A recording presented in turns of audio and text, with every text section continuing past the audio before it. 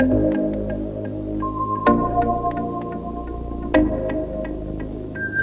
guys, what is up? What's going on? So I've now finished all of my tuning with Phatbotti's tuning. I loaded up my final revision on the access port, and I've been driving the car now actually for a couple of weeks. Now, I didn't film every single revision, but as you guys saw, I did the initial 5-minute drive, and then I did the third gear pull.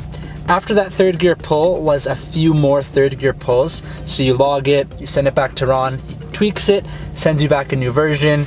You load it up, go do the same thing, and then after you've finished your third gear pulls, Ron sends to you like a tune that you need to go and drive aggressively on. So then you go out and do a few like aggressive driving pulls and log that, and it only took me 2 revisions of that. So in total I did about 7 or 6 revisions, and then I had my final tune. So once you're done all your pulls and all your revisions, Ron sends you back your final map. You load it up into your access port, flash it, and you are good to go. And then that's your final map. Then he also sends you 2 additional versions of that same map with the Burble tune added in. So one of them is where the Burble starts at like 2,000 RPM. You can kind of hear it there, maybe. And then the other version starts at like 4,000 RPM. Right now I'm running the 2K Burble. But once the snow starts to fly, depending on how bad traffic gets, I might switch it up to the 4K. Now to switch it, you do have to like completely reflash the tune, so it's not as simple as just changing the map really quickly. You do have to turn your car off, reflash it, and then the car obviously from the start feels a little bit sluggish, of course, because it's like relearning and everything. But ever since I got the final revision and I've been driving now for a couple of weeks, the car definitely feels a lot more powerful, like noticeably more powerful, just a lot more smooth, linear, consistent power throughout the whole way, I guess. But my biggest notice was that the car just runs smoother. I haven't had my dam drop once since the final revision, like at all. Negative 1.41 feedback knock occasionally, but I've never seen fine knock learn since. And we're just going into the tunnel, so I'll show you guys what the Burble sounds like with the windows down. You might be able to hear it.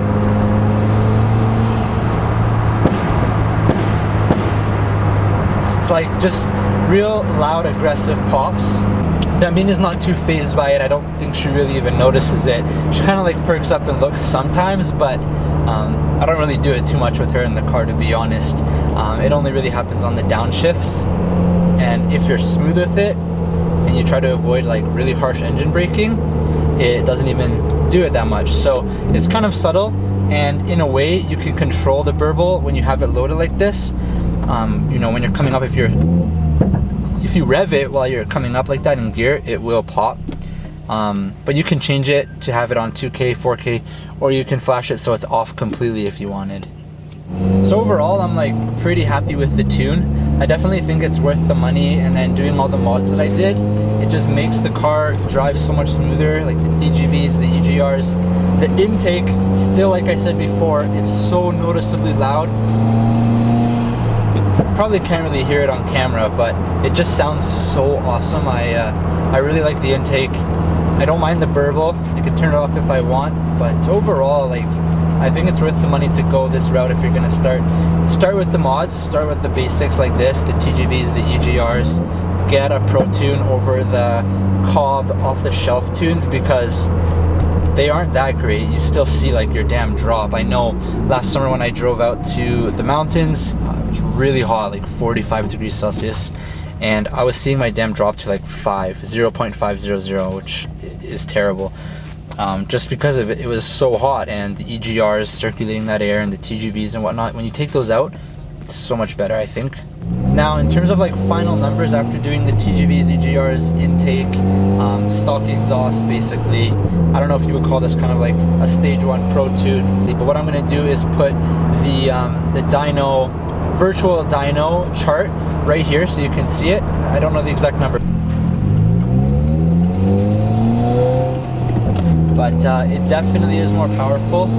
There's not really a way I could demonstrate it in video. Just flooring it, you know, wouldn't really show you, but hopefully this gives you a bit of reference information for like a starting point at least. The overall tuning process with Ron was super easy, and it was really fast. Like every single time I sent him a data log, he responded back to me within like 24 hours with my next revision. He was sending revisions back to me so fast that I couldn't even keep up with going out and doing the pulls.